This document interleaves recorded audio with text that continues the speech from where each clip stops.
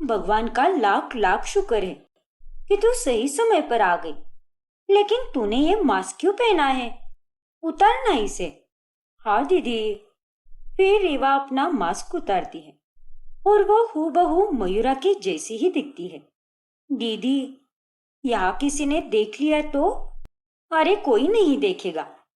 किसी को पता नहीं चलेगा कि तुम मेरी ही जुड़वा बहन है। ठीक है दीदी।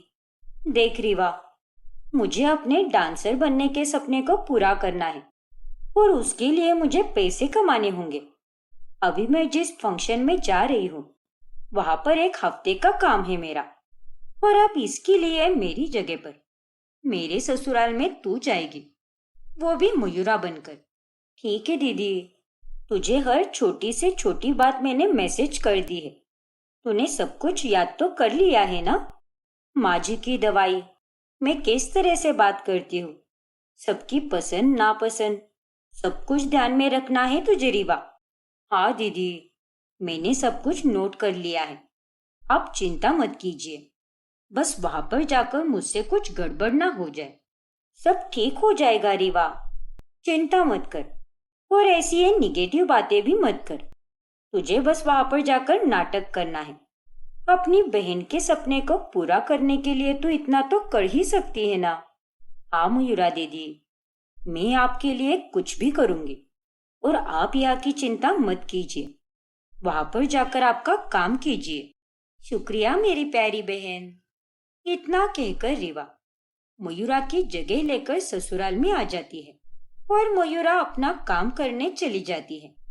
फिर अगली सुबह रीवा गलती से श्यामा को सुबह की जगह पर रात की दवाइयां देती है। लेकिन तभी वहां पर कांचन आती है। अरे रुक जा मयूरा, तुम्हारा दिमाग खराब हो गया है क्या? ये दवाई माँ जी रात में खाती है, सुबह की दवाई अलग है। क्या? अरे मयूरा, रोज तो तू ही मुझे दवाई देती है, फिर तू ऐसी शक्ल क्यों बना रही है जैसे कि तुझे कुछ पता ही ना हो? और नहीं तो क्या। और तू इतनी भुलक्कड़ और लापरवाह कैसे हो सकती है? एक गलत डोज माँ जी की जान के लिए खतरनाक साबित हो सकता है। माफ करना मुझे, वो हड़बड़ी में मैंने ध्यान ही नहीं दिया ठीक से। माँ जी, मैं अगली बार से ऐसा नहीं होने दूंगी। कोई बात नहीं बहू, कभी कभार गलती हो जाती है। तू भी तो एक इंसान ही है ना, कोई मशीन थोड़ी ना है।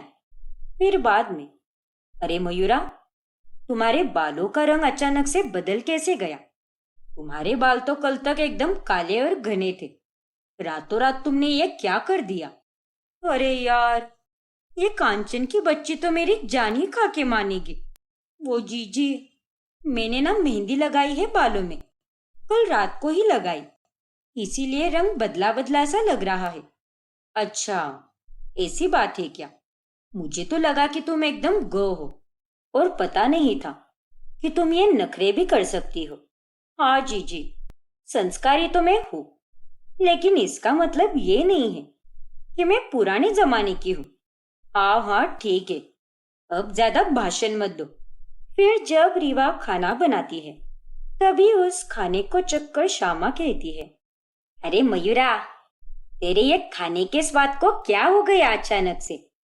मतलब क्या हुआ माँ जी, खाना खराब बना है क्या? अरे नहीं नहीं, खराब नहीं बना है, लेकिन स्वाद थोड़ा अलग सा है, वरना बाकी के टाइम तो तेरे हाथ का खाना एकदम अमृत समान लगता है। वो माँ जी, मेरी तबीयत खराब सी चल रही है ना 2-3 दिनों से, इसीलिए मैंने इतना ध्यान नहीं दिया। लेकिन अगली बार से मैं पूरा ध्यान और मन लगाकर खाना बनाऊंगी। पता नहीं आजकल इसका ध्यान कहाँ पर रहता है। फिर रात में जब समीर रीवा के साथ बेड पर सोने आता है तभी वो झट से सोफे पर चली जाती है। अरे क्या हुआ मयूरा, तुम सोने के लिए सोफे पर क्यों चली गई? वो मुझे बेड पर ठीक से नींद ही नहीं आती, इसीलिए मैं अब सोफे पर ही सोऊंगी। क्या? इतने दिनों तक तो बराबर नींद आ रही थी बेड पर, तो फिर अब क्या हुआ? वैसी बात नहीं है समीर जी, लेकिन मायके में सोफे पर ही सोती थी मैं, इसीलिए मुझे सोफे पर अच्छी नींद आती है। ठीक है, तुम और तुम्हारे ये नखरे, मुझे तो कुछ भी समझ नहीं आता। जहाँ पर सोना है वहीं पर सो जाओ, मुझे तो तुमसे कोई बात ही नहीं करनी। लेकिन समीर जी, समीर उठकर अकेला ही बेड पर सो जाता है और रीवा सोफे पर सो जाती है। आज तो मैं बाल बाल बच गई, वरना जीजा जी के साथ बेड पर सोना पड़ता। छी छी छी छी। क्या दीदी, आपके कारण मुझे कैसे कैसे पापड़ बेलने पड़ रहे हैं। सच में।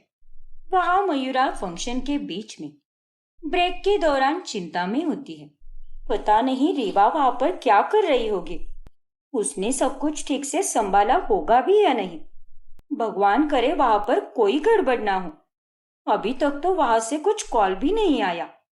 इसका मतलब सब ठीक ही होगा।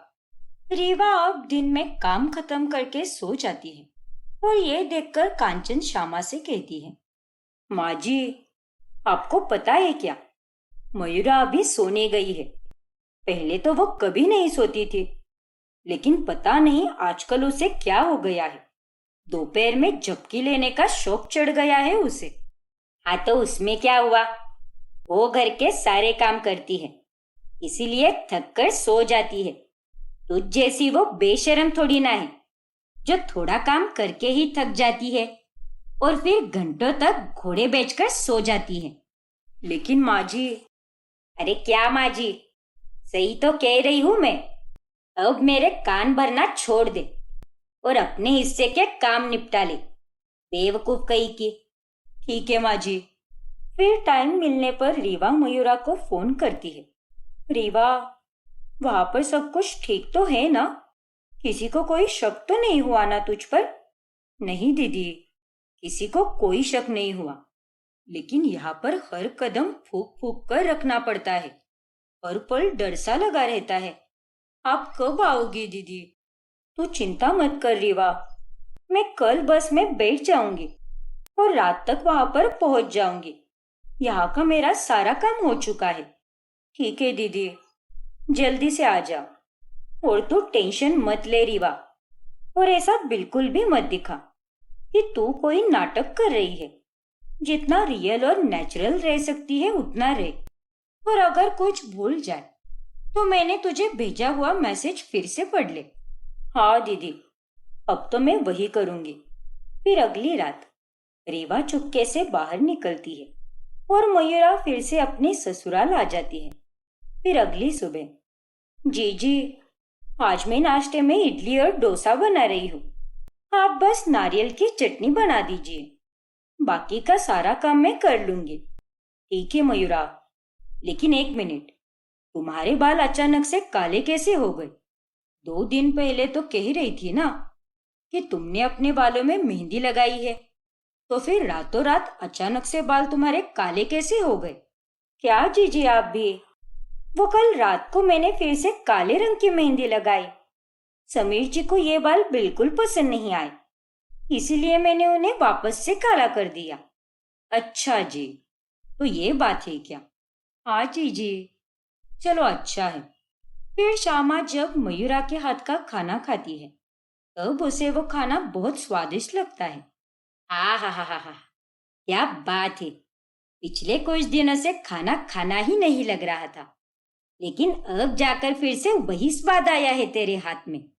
माफ कीजिए माँ जी, वो मेरी तबीयत खराब सी थी ना, इसीलिए ऐसे हुआ। लेकिन अभी मैं एकदम ठीक हूँ और आज तो मैंने एकदम मन से खाना बनाया है, इसीलिए आपको इतना पसंद आया। हाँ मयूरा, वो बात तो है। वैसे मयूरा, पिछले 3-4 दिनों से तुम बड़ी अजीब सी लग रही थी। लगता है वो बीमार होने का असर था। ओफो कांचन, अरे चुपचाप खाना खाना अपना। जब देखा तब मुंह से कड़वाहट ही उगलती रहती है। अभी चुपचाप खाना खा। फिर मयूरा जब समीर से मिलती है तभी, अरे वाह समीर जी, आपके ऊपर तो ये शर्ट बहुत जच रही है।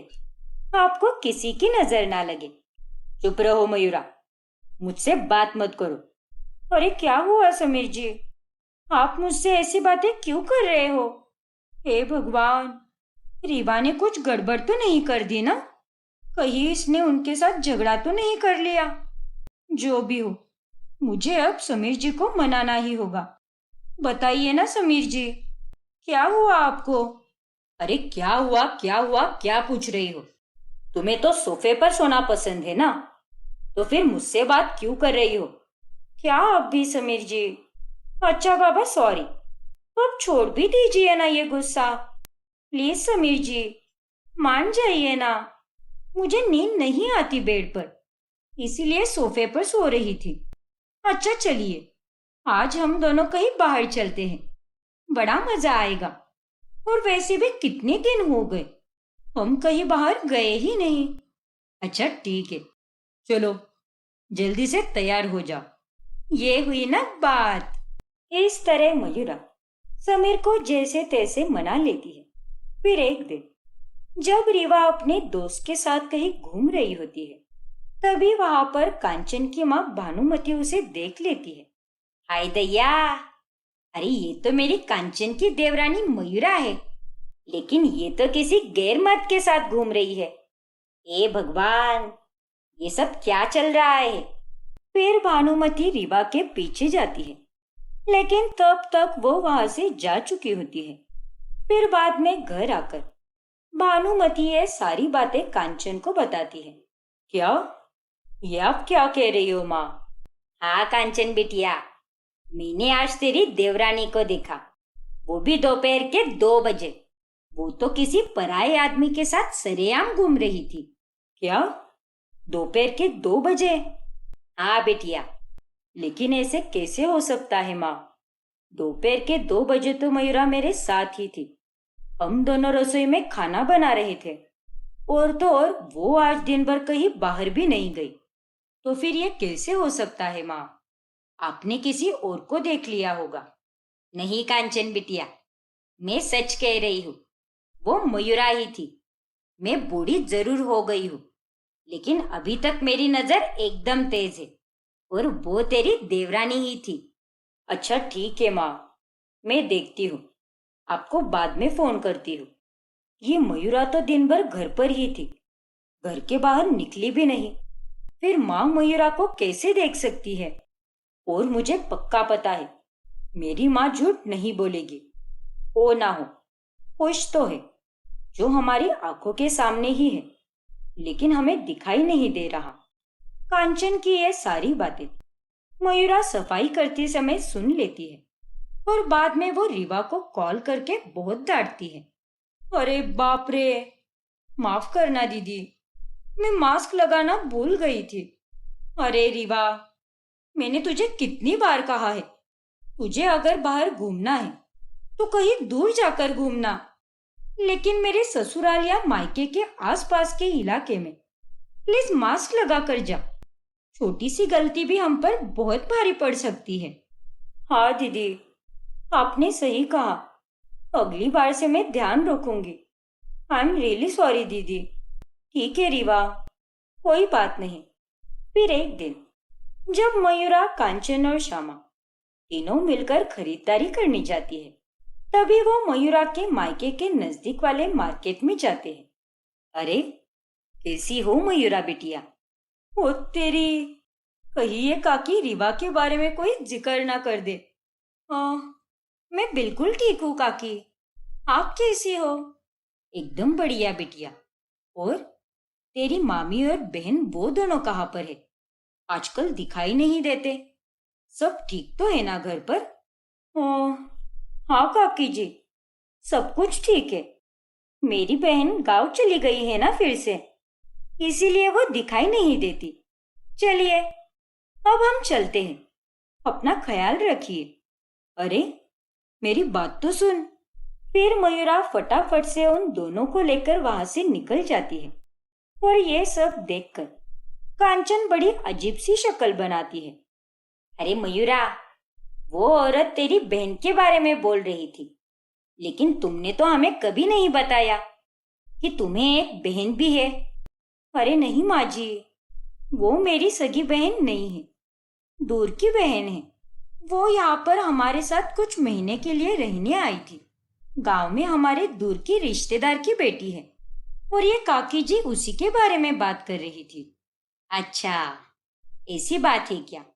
हाँ माँ जी, भगवान का लाख लाख शुक्र है, वरना अगर वो काकी रीवा और मेरे जुड़वा होने के बारे में कुछ भी बोल देती तो आज तो मेरी शामत ही आ जाती।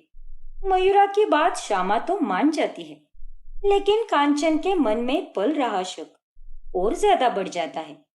उस काकी के साथ मयूरा ने बड़ी अजीब तरह से बात की। आखिर ये मयूरा क्या छुपा रही थी? मुझे इसका पता लगाना ही होगा और इसके लिए मुझे उस पर नजर रखनी ही पड़ेगी। आगे की कहानी देखने के लिए हमारा अगला भाग देखना ना भूलें।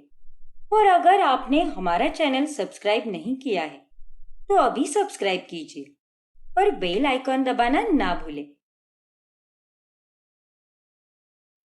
ऋषि अपनी माँ कामिनी और बहन ईशा के साथ रहता है।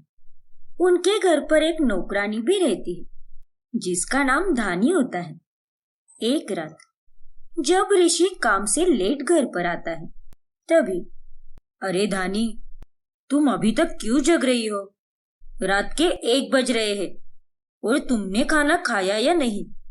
साहब, वो आपको तो पता ही है ना कि घर में सबका खाना होने के बाद ही बचा हुआ खाना खाती हूँ, तो इसीलिए आपकी राह देख रही थी। आप खाना खाइए, उसके बाद ही मैं खाना खा पाऊंगी। ओफो, तुम भी ना धानी, ऐसा भी कोई करता है क्या भला? अरे तुम इस घर की नौकरानी नहीं बल्कि एक सदस्य हो और आज के बाद तुम बचा हुआ खाना नहीं खाओगी, तुम भी हमारे साथ ही खाना खाओगी।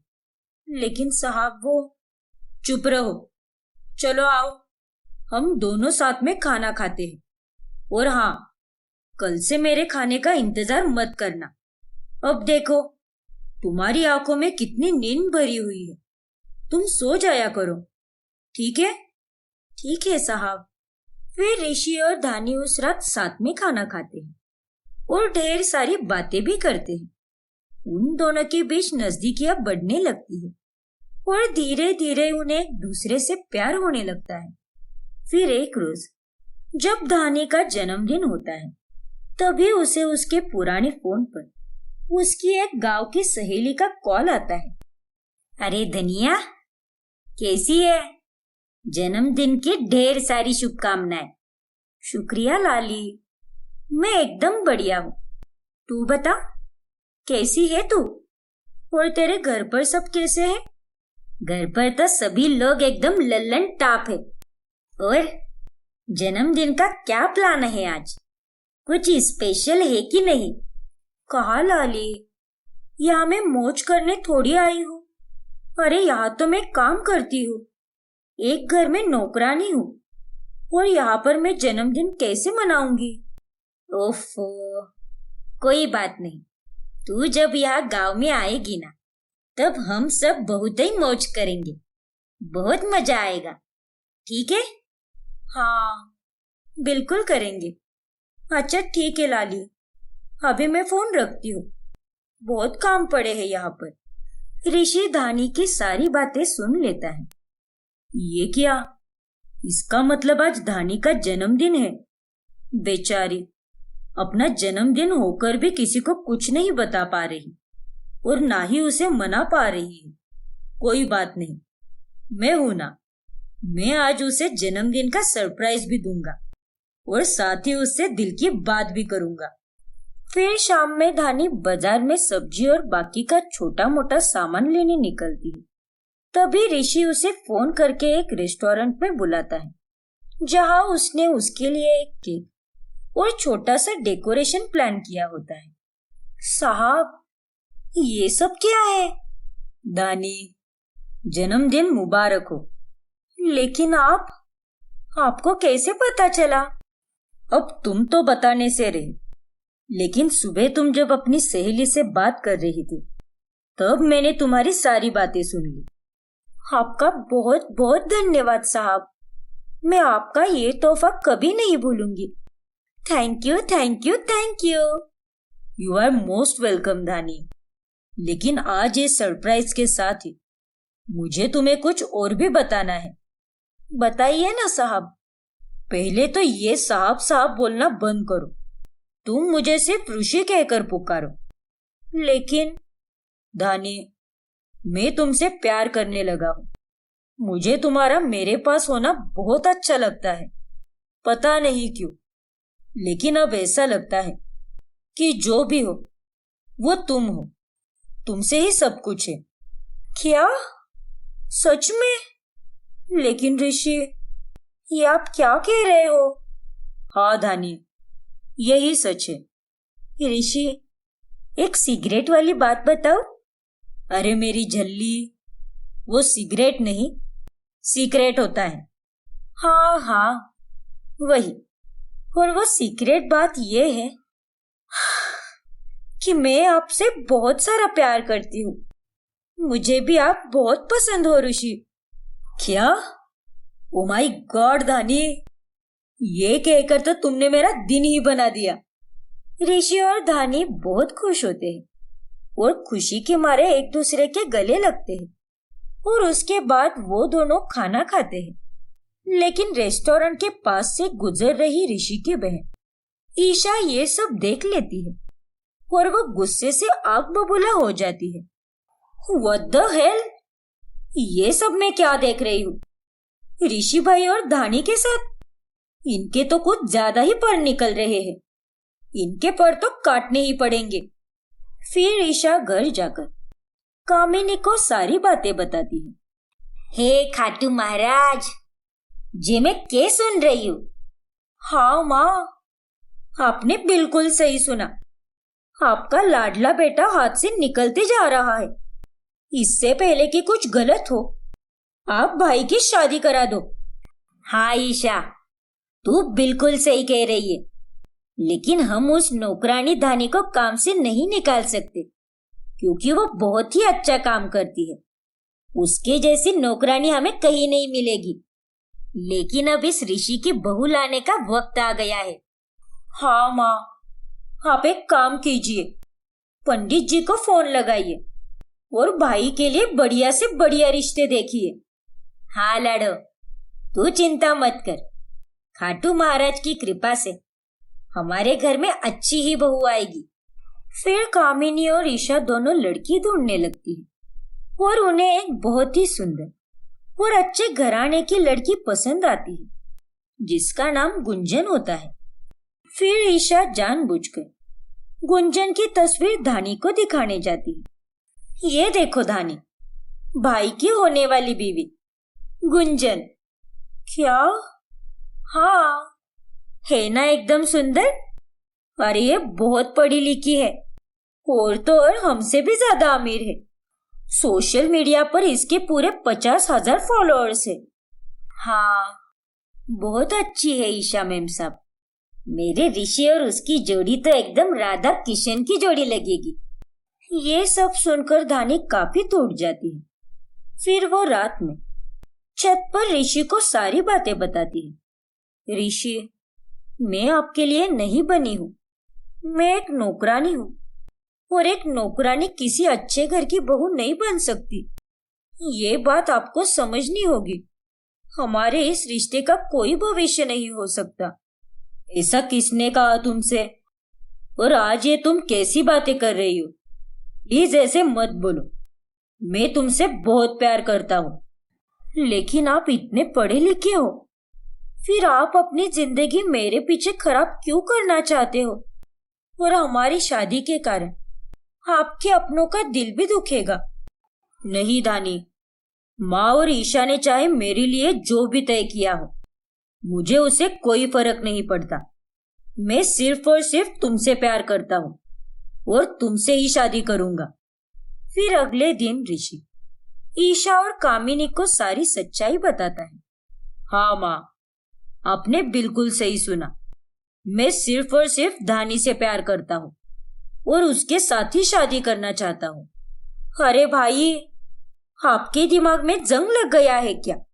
आपको पता भी है कि आप क्या बोले जा रहे हो? हाँ ईशा, मैं पूरे होशो आवाज में बोल रहा हूँ। अरे नालायक लड़के, सारी लड़कियां क्या मर गई थी क्या, जो तुझे इस 2 कौड़ी की नौकरानी से प्यार हुआ? बेशरम कहीं का। माँ, धानी के लिए प्लीज ऐसे मत बोलिए। वो बहुत अच्छी लड़की है। अरे वो नौकरानी है तो क्या हुआ, वो मेरी बीवी नहीं बन सकती क्या? नहीं बन सकती? अरे अगर एक नौकरानी को हमने अपनी बहू बनाया तो हमारी सारी इज्जत मिट्टी में मिल जाएगी। मेरे कारण आप लोग मत लड़िए, मुझे माफ कर दीजिए प्लीज बड़ी मालकिन। ईशा मैम साहब, मैं आप लोगों से वादा करती हूँ कि मैं ऋषि साहब से कभी बात नहीं करूंगी, लेकिन प्लीज इस सब के कारण आप लोग मुझे काम से मत निकालो। मुझे पैसों की बहुत जरूरत है। मैं आप लोगों के सामने हाथ जोड़ती हूँ, प्लीज मुझे काम से मत निकालो। ठीक है, लेकिन ऋषि तुझे भी मेरी बात माननी होगी। तू भी आज के बाद इस नौकरानी से बात नहीं करेगा और हम जो कहेंगे वही करेगा। फिर उस दिन के बाद से घर में शांति भरा वातावरण होता है। धानी और ऋषि एक दूसरे से बात ही नहीं करते थे और इसी वजह से ऋषि दुखी रहने लगता है। ईशा बेटी, देख तो तेरा भाई कैसे देवदास बना बैठा है। मुझसे तो ये सब देखा नहीं जा रहा बेटा। अरे माँ, अब बिल्कुल भी चिंता मत करो, क्योंकि मैं जानती हूँ कि भाई का मूड कैसे ठीक करना है। मैं अब भी उनके लिए उनके फेवरेट कपकेक बनाती हूँ। वो उन्हें देखकर बहुत खुश हो जाएंगे और पेट भर कर खाएंगे। फिर ईशा ऋषि के फेवरेट कपकेक बनाने लगती है और तभी अचानक से ओवन हीट होकर ब्लास्ट हो जाता है, जिस कारण रसोई में आग लग जाती है। बचाओ बचाओ माँ, भाई, हे भगवान, ये क्या हुआ? फिर धानी अपनी जान की परवाह किए बगैर उस फैलती हुई आग में कूद जाती है और ईशा को बाहर निकालती है। धानी के हाथ और पांव पर काफी जलन वाली चोटें आ जाती है। थैंक यू सो मच धानी, तुम्हारे कारण ही मैं आज सही सलामत बैठी हूँ, क्योंकि तुमने अपनी जान की परवाह किए बगैर मेरी जान बचाई। खुद जली लेकिन मुझे जलने से बचाया। धानी, मुझे माफ कर दो, हमने तुम्हारे साथ बहुत गलत किया है, तुम्हें बहुत भला बुरा कहा, लेकिन आज यकीन हो गया कि तुम कितनी अच्छी और गुणी हो। और मेरे बेटे के लिए तुझसे बेहतर लड़की और कोई नहीं मिल सकती, क्योंकि तू तो हीरा है, हीरा। तेरी हैसियत के चक्कर में हमने कभी तेरे हीरे जैसे दिल को देखा ही नहीं। लेकिन अब इस घर में शहनाई और ढोल नगाड़े बजेंगे, क्योंकि मेरे भाई की शादी है। उनकी बातें सुनकर धानी और ऋषि की आंखों में खुशी के आंसू आ जाते हैं और फिर उन दोनों की धूम धड़ाके से शादी होती है और नौकरानी धानी उस घर की बहुरानी बन जाती है। शालिनी जोशी परिवार की बड़ी बहू होती है। उसके सास के गुजरने के कारण घर के सारे फैसले और सारा तामझाम शालिनी ही संभालती है। जब उसके देवर तोशु की शादी होती है, तभी घर में उसकी देवरानी दिव्या आ जाती है। अरे दीदी, रसोई के कोने में क्या क्या रखा है, ये आप मुझे अच्छे से समझा देना, क्योंकि अब मैं आ गई हूं ना, तो ये पूरा किचन मैं अपने तरीके से सेट करूंगी। नहीं दिव्या, तुम ऐसा कुछ भी नहीं करोगी, क्योंकि ये रसोई मैंने सेट की है और मैं इस घर का सारा तामझाम संभालती हूँ। इसीलिए इस घर में कोई भी चीज इधर से उधर करने से पहले मुझसे इजाजत लेना कभी मत भूलना। तभी शालिनी को फोन कॉल आता है और वो वहां से चली जाती है। बड़ी आई घर की मुखिया बनने। फिर एक दिन दिव्या फटा हुआ दूध फेंकने वाली होती है कि तभी उसे शालिनी रोक लेती है। अरे दिव्या, ये तुम क्या करने जा रही थी? इस दूध को वेस्ट क्यों कर रही थी तुम? अरे कैसी बातें कर रही हो दीदी, ये दूध तो फट चुका है और अब ये किसी काम का नहीं रहा। अगर तुम अपना दिमाग चलाओगी तो हर एक चीज किसी ना किसी काम में जरूर आएगी। अरे इस फटे हुए दूध से बर्फी बनाई जा सकती है, तुम्हें इतनी सी बात भी पता नहीं? क्या? बर्फी? हाँ दिव्या, आइंदा से कुछ भी फेंकने से पहले मुझसे एक बार जरूर पूछ लेना। हर चीज का मैनेजमेंट करना पड़ता है मुझे, समझी तुम? अरे क्या समझी तुम? शालिनी दीदी, आप हर वक्त मेरी सास बनने की कोशिश मत किया करो। आप मेरी जेठानी हो तो उसी रिश्ते के ओहदे में रहो। तभी वहां पर दिव्या का पति तोशु आता है। दिव्या, ये क्या तरीका है बड़ों से बात करने का? तुम भाभी से ऐसे बात नहीं कर सकती। माँ के बाद भाभी ही थी जिन्होंने मुझे और इस घर को संभाल कर रखा है।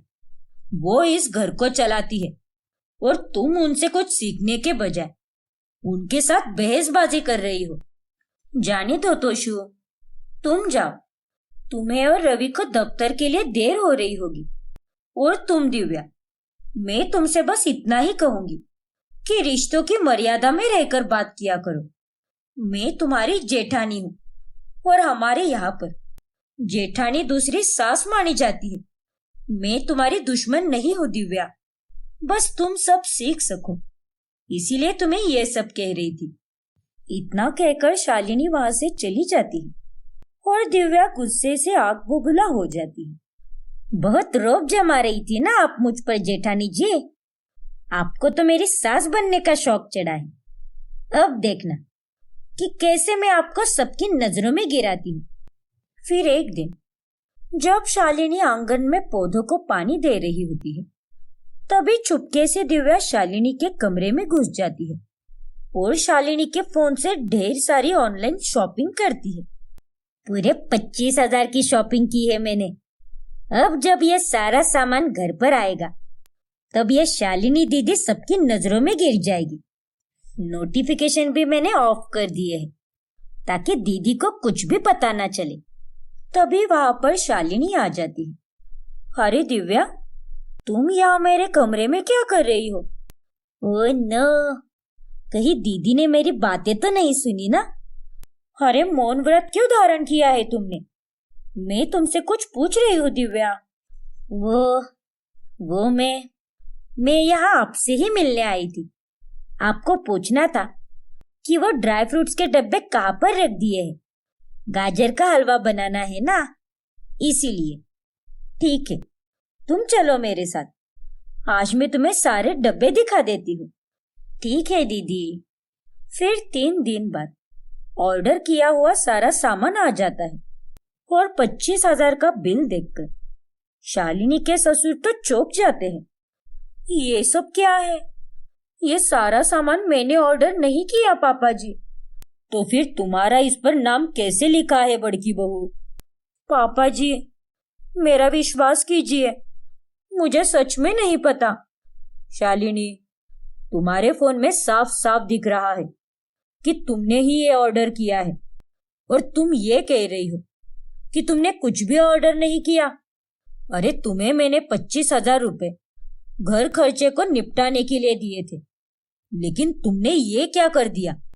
क्या दीदी, आप तो उस दिन मुझे वेस्टेज का ज्ञान दे रही थी ना, तो अब क्या हुआ? आपने तो इतना सारा वेस्ट होने वाला सामान मंगा लिया। शालिनी सब कुछ देखकर हैरान हो जाती है। सब उसे सुनाते हैं, लेकिन वो समझ जाती है कि ये करामत दिव्या ने ही की है। मैं जानती हूँ कि ये सब कुछ दिव्या ने किया है, क्योंकि परसों के दिन वो ही मेरे कमरे में आई थी और तभी मेरा फोन बेड पर ही पड़ा था। उसने मौके पे चौका मारते हुए ये कांड किया है। फिर एक दिन, दीदी मुझे पैसे दीजिए ना, मैं जाकर सारा राशन लाती हूँ। आप चाहो तो लिस्ट बनाकर भी दे सकती हो कि आपको क्या क्या चाहिए। नहीं दिव्या, माँ जी के जाने के बाद में घर का सारा राशन मैं ही लाती हूँ, इसीलिए तुम्हें ये दिक्कत लेने की कोई जरूरत नहीं है। तुम्हें कुछ चाहिए तो बता दो मुझे, बाद में मत कहना कि पूछा नहीं। नहीं तो कुछ भी नहीं चाहिए मुझे। दिव्या को शालिनी पर फिर से गुस्सा आता है। खुद को तो मानो किसी देश की प्राइम मिनिस्टर समझती है। लाने दो इसे राशन, मैं भी यहीं पर बैठी हूँ। आज तो घर में कलेश होकर रहेगा। फिर शालिनी घर का सारा राशन लाती है और तभी दिव्या अपने ससुर की दवाइयों को किसी और दवाइयों से बदल देती है। और जब दिवाकर उन दवाइयों को ध्यान से देखता है तभी, बड़की बहू, तुम इतनी लापरवाह कैसे हो सकती हो? अरे तुमने तो ये गलत दवाई लाई है। ये मेरी दवाइयाँ है ही नहीं। लेकिन ऐसा कैसे हो सकता है पापा जी? मुझे अच्छी तरह से याद है, मैंने ही आपकी दवाइयाँ लाई है। फिर ये कैसे हो सकता है? आजकल तुम्हारा ध्यान कहाँ पर रहता है शालिनी? घर का कोई भी काम तुम ठीक से नहीं करती। भाभी, आप ही ऐसा करोगी तो कैसे चलेगा? अरे तोशु, कोई भी इंसान एक साथ इतने सारे काम कर ही नहीं सकता। लेकिन दीदी तो अपने ईगो को साइड में रख ही नहीं पाती। मैं तो अच्छी भली कह रही थी कि लिस्ट और पैसे मुझे दे दो, मैं लाती हूँ राशन। लेकिन नहीं, इनको तो हरदम अपनी ही मनमानी करनी है। शालिनी को इस बार भी साफ साफ समझ आता है कि दिव्या ने ही ये सब किया है। मैं अच्छी तरह से जानती हूँ कि ये सब दिव्या ने किया है, क्योंकि ये बदली हुई दवाइयाँ मैंने पहले भी दिव्या के कमरे में देखी थी। लेकिन अब बस, बहुत हो गया। अब तुम्हें अपनी जेठानी से लिया हुआ पंगा भारी पड़ेगा। मैं तुम्हें ऐसा सबक सिखाऊंगी कि तुम्हें तुम्हारी नानी याद आ जाएगी। फिर एक दोपहर को शालिनी जानबूझकर टेबल पर नोटों का बंडल रख देती है और वो सोने का नाटक करती है। तभी उसे दिव्या सोते हुए देख लेती है। अरे वाह, दीदी तो घोड़े बेचकर सो रही है। लगता है पैसे गिनते गिनते सो गई। यही सही मौका है। अब ये सारे पैसे मैं गायब करती हूँ और फिर सबको लगेगा कि घर में चोरी हुई है और फिर सभी लोग दीदी को वापस डांटेंगे। फिर दिव्या उन पैसों को लेकर जाती है और उन्हें एक पुराने सूटकेस में रख देती है। फिर रात के समय, शालिनी, तुम्हें मैंने जो 10-10 हजार के बंडल दिए थे वो मुझे तुम अभी दे दो। मैं वो पैसे पापा के रूम के लॉकर में संभाल कर रखूंगा। ठीक है रवि, 1 मिनट, अभी लाती हूँ। लेकर तभी आएगी ना जब वो पैसे तुम्हारे कमरे में रहेंगे। फिर शालिनी कमरे में से पैसों का बंडल लेकर आती है और वो देखकर दिव्या हैरान रह जाती है और उसके मुंह से निकल जाता है, अरे ये क्या? ये कैसे हो सकता है? ये सारे पैसे तो मैंने अपने कमरे में रख दिए थे जब दीदी सो रही थी। ओ तेरी, मैं तो मर गई। क्या? चुटकन बहू, ये तुम क्या कह रही हो? दिव्या, सारे पैसे तो यहाँ पर है। फिर तुमने अपने पास कौन से पैसे रखे हैं? नकली पैसे। क्या? हाँ, वो पैसे नकली थे। तुम्हें क्या लगा दिव्या कि तुम मेरे खिलाफ चालें चलती रहोगी और मुझे कुछ समझ में नहीं आएगा? हाँ, ये आप क्या कह रही हो दीदी? मैं कुछ समझी नहीं।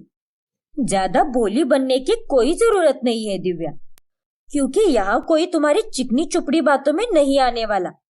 फिर शालिनी सबको दिव्या की असलियत बताती है कि कैसे हर वक्त दिव्या ने उसके काम बिगाड़ने की कोशिश की ताकि वो सबकी नजरों में गिर सके। हाँ पापा जी, मेरे फोन में से 25,000 का सामान भी इसी ने ऑर्डर किया था। आपकी दवाइयों को भी इसी ने बदला था और आज इसे पैसे दिखे नहीं कि इसने तुरंत उन्हें गायब कर दिया। क्या? और तुम दिव्या, तुम इतनी बेवकूफ कैसे हो सकती हो? चाल चलते चलते तुम इतनी अंधी हो गई कि तुम्हें नकली और असली पैसों में फर्क ही नहीं समझ आया। मैं तुम्हारे बारे में पहले से जानती थी, इसीलिए तुम्हारा सच सबके सामने लाने के लिए मैंने ही ये सब किया। सच बता चुटकन बहू, बड़की बहू जो भी कह रही है वही सच्चाई है क्या? अपना झूठ कबूल करो दिव्या, नहीं तो तुम्हारे कमरे में जाकर वो पुराना सूटकेस में सबको लाकर दिखाऊंगी कि कैसे तुमने उसमें पैसे भर के रखे हैं। हाँ, ये सब मेरा ही किया धरा है। मैंने ही दीदी को सबकी नजरों में गिराने के लिए ये सब गलत किया है। मैं इनके इस साथ जैसे बर्ताव से गुस्सा हो गई थी, इसीलिए। लेकिन आप लोग मुझे माफ कर दीजिए। मैं मानती हूँ कि मैंने जो भी किया है वो बहुत गलत था। अब तो तुम्हें समझ आ गया ना कि मुझसे पंगा लेने का नतीजा क्या हो सकता है। इसीलिए आइंदा से भूल कर भी मुझसे पंगा लेने की भूल मत करना।